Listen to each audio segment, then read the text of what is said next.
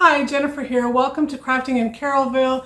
If you're new to our channel, guess what? So are we. This is our third video, but we have managed to pick up some subscribers, and I'm hoping that you'll become one based on the fact that you love what you see here and that you're inspired.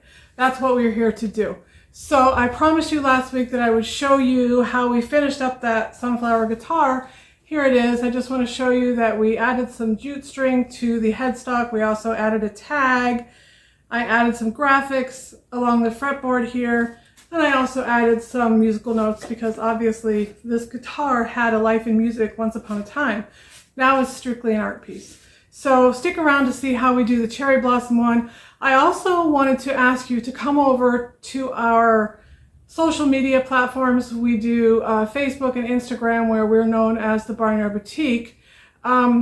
That's where we can get to know each other. We can converse. You can show me what you're working on. We can actually have a conversation. So I would love to get to know you over there. So follow me over there. And also, if you follow me over there, you'll see our weekly updates on what we do when we're not crafting. When I'm not crafting, I'm producing fine art. And so this is the piece that I'm currently working on. I started on Facebook. I ended on Facebook. So you'll see every step along the way as far as whatever piece I'm working on. You'll see it from start to finish. I give weekly updates. I also give regular updates on where and when our next show will be. We do a few national shows a year along with some local shows to us, some farm shows, some fun little shows where this stuff is definitely all the rage. So anyway, stick around to the end of the video. I have some special things to talk about for the next time that we post a video, what our project will be and what I'm going to make available to you. Anyway, enjoy the craft. I hope you'll make one just like it, and I hope you're inspired today. Thanks. Okay, here we go. We're into our project. And the first thing I've done off camera is just remove everything from the guitar that is pertinent to being a guitar. I've removed the strings, the gears, everything that it will affect its ability to just be art. Okay, and I've also taken just a little thin wood round and covered up the acoustic hole there. Listen, no functional guitars were harmed during this DIY. These I found at the local bins store near me. If you don't know what the bins is, it's basically the Goodwill outlet. You go there, you treasure hunt. And on this particular day, it was obvious that somebody had offed their entire collection of student guitars. So it was definitely a guitar school that had just gotten rid of all of their inventory. So there were literally dozens of guitars there, and they were all in various states of disrepair. So I don't feel bad because, you know, that's what an upcycle is. We are taking this guitar that apparently had a pretty hard life in music, and we're making it into something completely different. It's going to serve a new purpose now. So, and if you saw the label before I put the circle on there, these were those little first act guitars that come from Walmart. I don't know about y'all, but when my kids were little and I ran out of creative ideas to give them for Christmas, and you know, they came to me and told me they were going to be a musician and they needed an instrument. This was the go-to instrument. It's $20 at Walmart. So there we go. We're ready really to start our project now that we've got it painted. Painting is always the first step. Now I am just inking up that kindest regards stamp from IOD, and I'm using a light brown ink because, again, this looks very familiar at this point. It should, if you watched 2 videos ago. This is just going to be a background. So it's not going to be a really prominent part of our finished piece, but we do need a background.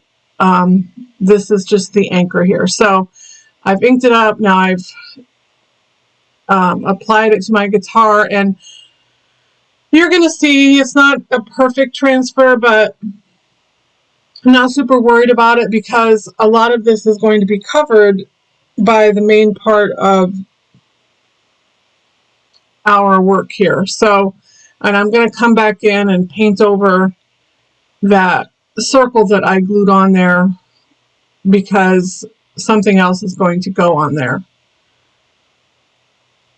Okay, so now, I talked about this in the intro. We're using Waterslide paper. I don't want you to be intimidated by Waterslide paper. I know you can do it. We actually had a craft workshop at the library a few weeks ago, and 25 people came in knowing they couldn't make the project because it involved Waterslide paper and they had never even heard of it. But you know what? 25 people walked out knowing they could. So I know you can do it. The advantage that you have with Waterslide paper, they are very much like transfers, and that's how I'm going to treat them today. You're going to see I'm going to bend them around corners. I'm going to sand them if I want to when they're sealed. There's a lot you can do with Waterslide paper, and one of the things you can do is, you see that I'm working with regular printer paper right there on my guitar, because I always want to do a mock-up before I start cutting on my Waterslide paper. Some of these images on my Waterslide paper are whole images that I'm going to use just as they are, and some I'm going to break into pieces just like you would with transfers. So I want to know where I'm going to make my cuts so I don't waste my paper. And you can see I'm cutting on the Waterslide paper there. It's just a regular 8.5 by 11 sheet of paper. It feels like cardstock, has a shiny side and a dull side. And you print it on your regular inkjet printer. You take it straight from the printer and you spray it 3 times with an acrylic sealer. I like the Mod Podge acrylic sealer in the matte finish, so I don't like for it to be shiny. And the very cheapest place to buy that is Walmart currently. I think it's $8 and something. Michael's is okay if you have a 40% off coupon. That brings it down under Walmart's price. But the 20% off coupon won't do you much good at Michael's. So here I am just getting the electrical wires out of the way because we're fixing to get wet here. You see I have a very shallow container of water there beside my guitar now. And it's called Waterslide paper because we're going to use water to slide those images onto the guitar. We're using lukewarm water. I would say more hot than cold. So keep that in mind. And so I'm just going to tell you, I do 3 things that I never do when I'm, not doing it in front of a camera. I have 3 little, oopsies that happen. And I'm glad they did, because I'm able to show you that I don't have to abandon the project. I don't have to start over. I don't have to reprint. I don't have to do those things. I'm just going to adapt and overcome. That's what I'm going to do. We're crafters. We can do that. So you see here when I slide the paper off, I slide it, I catch one of my cuts there on the bird, and look, I fold the paper. But it's so easy to fix. And what I do is I just work with the rest of the image, and then I run in and I grab one of my Cricut tools, the weeding tool, and I just pull that beak back out from under the bird. And, everything's fine. We're all fine. Everything's fine. So you see here, and then I come back in with a damp paper towel and I wipe all that water out from under the film. Now, I wanted to mention, you saw me cutting these images out. I'm cutting close to the image. I'm not worrying about being super precise and cutting out, along the image. I'm just cutting close to the image. And then if I happen to see the film when I am finished with my project, I just come right back in and use the same paint that I painted my piece to begin with to paint out those areas. But generally, that's not going to be a problem.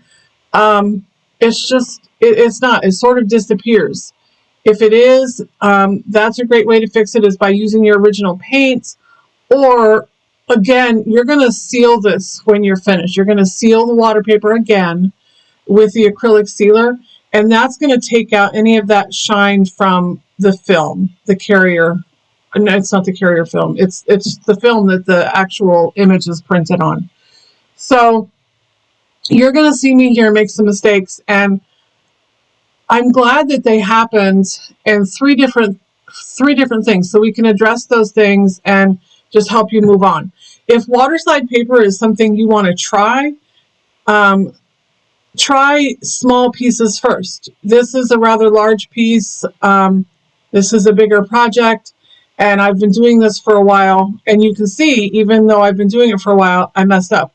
And it's funny because, like I said, that almost never happens, but oh my goodness, crafting on camera is totally different than just going out to my craft room or, wherever I'm crafting and feeling no pressure. So anyway, here I am. This is again where I have a little oopsie, and you'll see when I come back with this little piece of Waterslide paper, I'm going to tear it. And I've actually never had that particular thing happen, but I think part of the issue is that when I sealed these images with my acrylic sealer, it was excessively hot. And I don't know if that had an effect on the paper that I'm using. But here you go. You see I rip it. And you know what? Listen, it's no problem. You can see what I do is I slide the image up. You're going to see in a second here. I just take off that piece. I slide the image up to the edge, and then I fold it over the edge, and then I just come back in and put that piece on. And you'll see as this video progresses, I'll show the sides of the guitar, and you'll see you would never even know that happened if I didn't show you. So again, I'm going to wipe the water out from under those images, and I want you to see that, again, I'm using portions of what I printed. I printed 2 sheets of Waterslide paper, 4 different images that were big, and then I just cut off the pieces that I wanted to use on this project.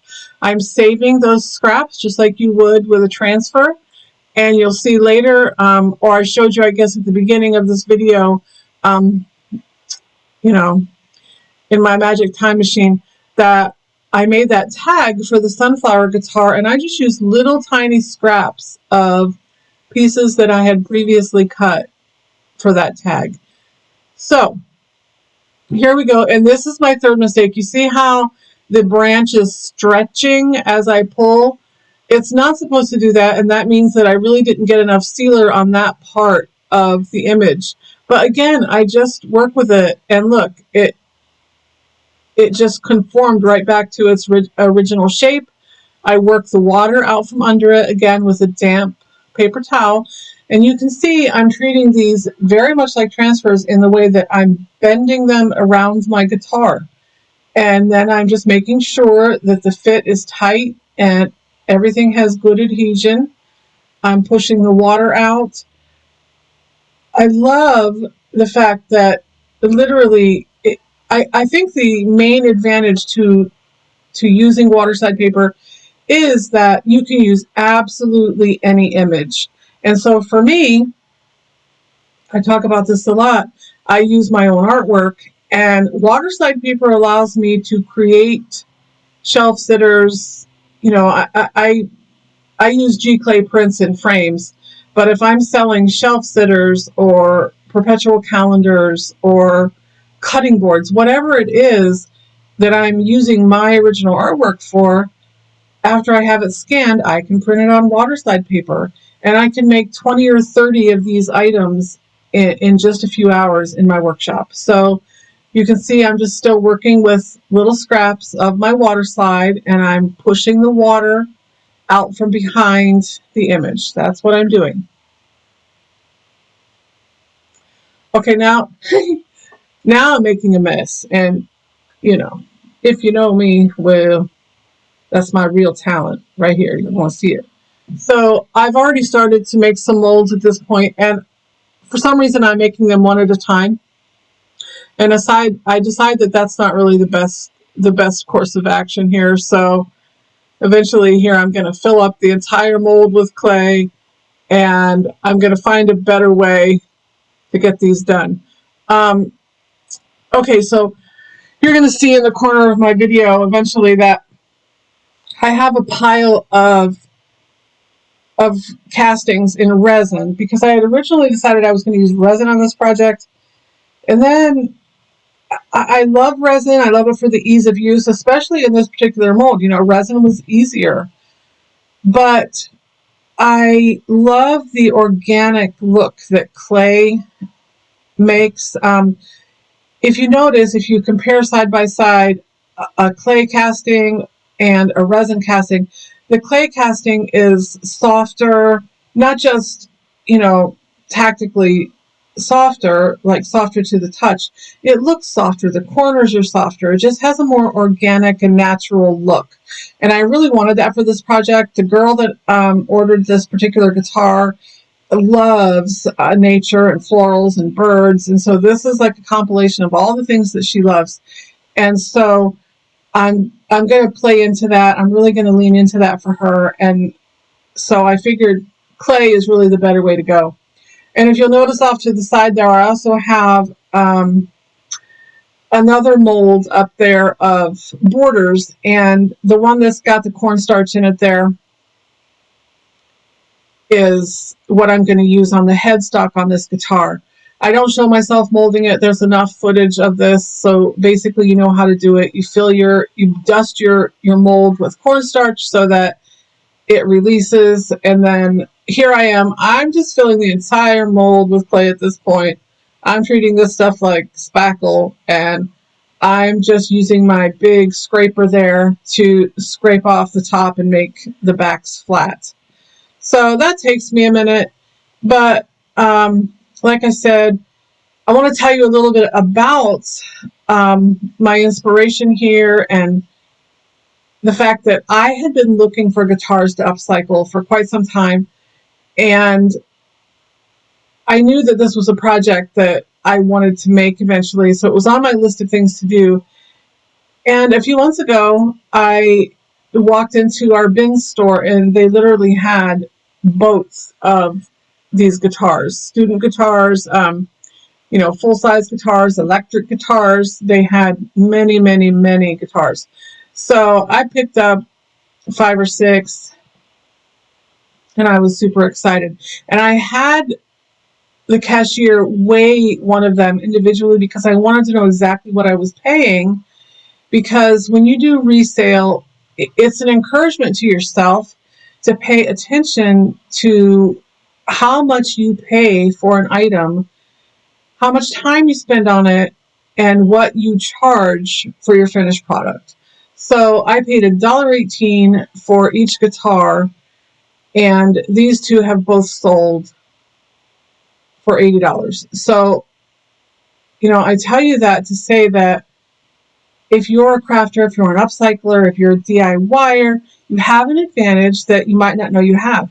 And that is that retailers pay wholesale, they sell retail, but they only make a few pennies per item at that rate. If you know how to upcycle, if you know how to DIY, if you have some skill, then you have a huge markup. You have an advantage. So you are being paid for your time. You're being paid for your expertise. You're being paid for your know-how. So I just want to encourage you in that. If you're a reseller, always keep that in mind when you walk into a show and you see items being, unloaded from a semi of, mass-produced items. You just remember that you have an advantage over them. And people still appreciate a handmade project. That's just absolutely the truth. People still respect artwork. They still love handcrafted items. So don't be discouraged. Be encouraged that you have the ability to create things that are unique and stand out from the crowd. Okay, so here we are. I'm just making a bunch of these castings. You're going to see my vision here in a minute. I'm going to circle these around the little wood round that I glued onto the face of my guitar, just like this. I'm just sort of positioning them first, which is another reason I wanted to use clay. You can definitely, demold your resin while it's still soft, but it doesn't stay soft as long as I needed it to for this project. So you can see here, I've got that cluster almost laid out the way I want it. And then my vision for this piece was to go completely up the fretboard here, winding those clay molds or bending them around the fretboard. And I wouldn't have had the freedom for as long with resin. So that was my thought in using clay. I just needed my molds to stay pliable longer than they would had I decided that I was going to use those resin ones.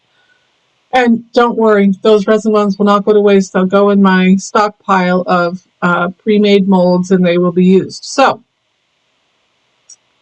here we go, still working on that fretboard. And you can see, you're going to see me along the way throughout this project, just grabbing a wet wipe or whatever's in my hand, whatever's near me, and wiping my piece off. I like to keep my pieces clean while I'm working on them, obviously. That's just part of good craftsmanship. You don't want to make a mess. We're trying to make, a piece of art here. We don't want it to be messy. Now I'm ready to glue my castings onto my guitar. I'm using wood glue, and I decided the best way is just to take the casting to the glue. I'm using a brush because I feel like I can be gentler with a brush than I can my finger.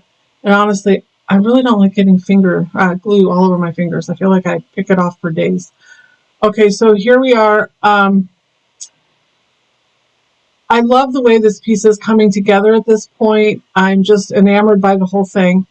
My friend, or actually my customer, reached out to me on Facebook. I had posted the sunflower guitar, and this girl reached out to me and asked me if I could make her a cherry blossom guitar.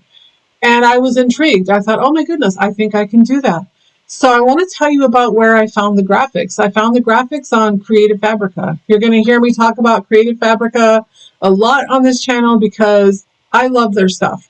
So I just went over there to their website and I typed in cherry blossoms in the search. And then I hit illustrations because I wanted the most detailed and beautiful cherry blossoms they had to offer. So you would be shocked at how many images populated. I picked the ones I liked the best, and then I ordered a mold. I ordered this one from Amazon. It's made by Prima. Both of the molds that I use on this guitar are from Prima. They're beautiful. They're beautiful molds. I will say this, if you know, you know, the IOD molds have that micro rim that just makes them so easy to work with when you use clay.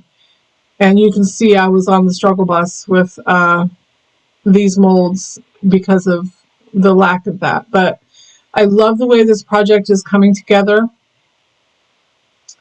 And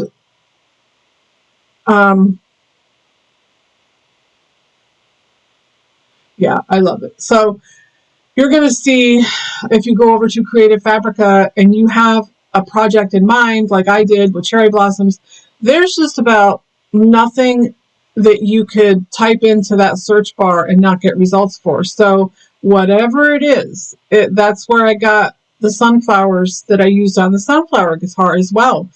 And I had a specific type of sunflower in mind when I was looking. The IOD sunflower mold, if you notice, if you look at it, it has some movement to it. It's not, those petals aren't still. They are moving around the flower. There's some wind happening in that particular rendition of a sunflower. And so I wanted sunflowers that had some movement to them. I could have chosen ones that were very still, but that wouldn't have complemented the mold that I knew I was going to use. So always sort of keep those things in mind when you're crafting, when you're using other artwork that is not your own. If you don't produce artwork that is your own, there is still, and I'm going to say this a lot, there is still an artful way to use others' artwork. None of this is mine. I didn't create any of this, but I'm using other people's creations to create my own piece. So here I am. When I decided to do a cherry blossom guitar, I wanted images that matched my mold. So you can see those branches, they sort of do the same thing in the mold that they're doing in the picture. They're gnarly, they're bent. So those are the types of things that I look for in art. I look for believable scenarios. Okay, so here I am. I'm working up the entire fretboard. I'm just choosing the molds that work best that way. And I'm sort of letting things get further apart up the fretboard. So I'm creating more distance, smaller molds. Because when I get up to the headstock, you're going to see that's going to be sort of the star of the show on that end of the guitar. So I'm not super worried about filling up that fretboard. I'm just making my molds more sporadic as I go. The same thing, I'm just brushing on wood glue, and you'll see me come in with a baby wipe as we go, and I'm making sure that there is no glue around those molds, that they're perfectly clean. So now I think what I'm doing next here is, well, I know what I did next here was I actually painted all of those molds. No, I didn't. Never mind. I didn't paint them yet. I'm going to tell you what I did. I know exactly what I did, and I'll show you here in a minute. I used clear wax to wax them because I heard that if you seal your clay molds, they won't crack as much as you dry. So you can see there, I'm going to show you, here's my clear wax. I'm going to show you upside down. I don't know why. So I'm sealing those clay molds with clear wax because I want them to dry. I haven't decided at this point how I'm going to treat them, how I'm going to finish them, if I'm going to paint them, if I'm going to leave them their natural color, but I don't want a lot of cracking as they're drying, so I'm sealing them. And that worked. It absolutely worked. I had zero cracking, besides what was already there. These molds are they're tricky. Not tricky, I guess is the word, but they're delicate. They're delicate. That's what they are. So I go ahead and I wax every bit of my molds, everything from tip to toe. I do all of that. And then I wait for it to dry. I wipe the wax off a little bit because I don't want the wax to sit in the details of my project and take them away. I just want a good sealer on there, so like I said, that they'll dry without cracking. So here we go. Now at this point, I've painted all my molds. I decided at some point while they were drying and while I had time to think about it, that I didn't like the way that the molds and my project were two different colors of white. So I came back in with my plaster chalk paint, and I painted the molds. I waited for them to dry, and then I gave them another coat of clear wax because I'm coming in now with brown wax, and you can see, again, we did this last week, I'm pushing that brown wax into the details of my mold, and I'm wiping it back with a baby wipe. The wax may not have been necessary because I'm using a wet baby wipe, but I knew exactly what I wanted to do here. What I didn't want to do was, again, change the color or the tone of my piece. I just want that brown wax to sit in the details. So I'm coming in with this wet baby wipe, and later you'll see that not only do I wipe back the brown wax with the wet baby wipe, I also come in with a dry cloth because I also don't want the wax to get muddy. I don't want it to, I don't want the project to be wet. I just want the wax to go in those grooves. Those are all things that as you craft and as you learn your craft, whatever it is, you're going to learn good craftsman skills. And I think that's something that we need to talk about, because if you've ever done a craft show, if you craft for resale, one of the worst feelings is knowing that the piece wasn't as great as you wanted it to be. And you don't ever want somebody to pick something up and turn it over in their hands, and they're going to do that, and say, oh goodness, this isn't well done. I don't really want this. You don't want that to happen. You want your work to be as good as you can produce. So here we go. I'm using a smaller brush because, and I'm not worried about the time I put into this. Like I said, I paid $1.18 for the guitar. Waterslide paper is extremely economical. I'm using DOS clay, which is extremely economical. I don't have a lot into this project in the way of money. What I'm willing to invest is time. And for me, sometimes it's about just producing a piece that I'm really proud of. I know that you know at this point that we do fine art at the Barnyard Boutique, and because I'm able to use my artwork, one piece of artwork, over and over and over again, because I have prints made, or I do exactly this technique with waterslide paper, that affords me the opportunity to sit down and do some custom pieces that I'm proud of. So for me, this is just, it's relaxing, it's fun, it's not as relaxing in front of the camera as it is not in front of the camera, but that's way beside the point. So here we go. Again, still working with that little brush, and if I have trouble taking the wax out of those small crevices, I use a Q-tip, I use another paintbrush, I do whatever I have to do to get where I need to be to make my project what I want it to be. So here we are with that headstock. I absolutely love this part of the project. I think it's so beautiful. I wasn't sure, and you'll see if you watch last week's video, the sunflower guitar wasn't to this point, it wasn't finished. And so I really labored with how I was going to finish these pieces. And in the end, I decided, like I said at the beginning, I was going to take all the parts off that didn't pertain or that did pertain to playing music on this guitar, because it's never going to be used for music again. It's clearly just an art piece. So taking all those key gears, or whatever they're called, string gears, I think that's what they're called. I don't really know. I have a stepson who's a musician, so I'll have to ask him, but it's a great guitarist. So anyway, again, I'm just pushing that brown wax into the mold there and then wiping it back with a wet baby wipe, and then I'm coming in with a dry paper towel. I thought I was going to be bothered by the lines in between my molds there, but if you can see, it sort of picks up the pattern that's already on the fretboard.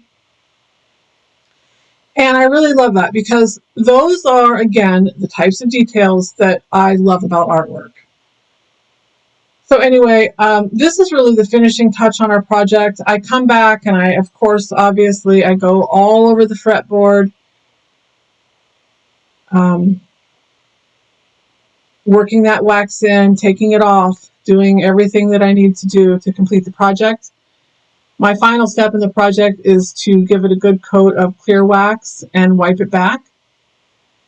And don't forget, subscribe, like, share, do all those things that will help me grow my YouTube channel. I really appreciate your help. There's our finished product. And now you're going to see me hop on and talk to you about some things that are coming up next week.